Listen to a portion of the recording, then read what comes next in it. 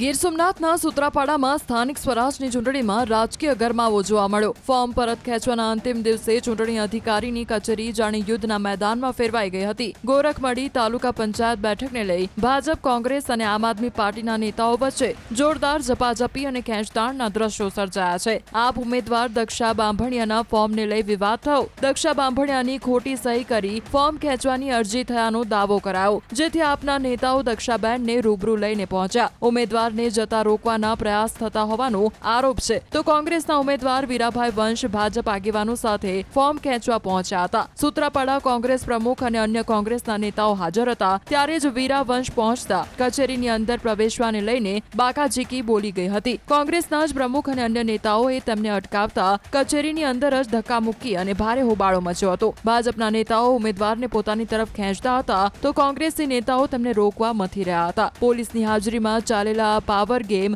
અને ખેંચતાણે સમગ્ર જિલ્લાના રાજકારણમાં ગરમાવો લાવી દીધો છે.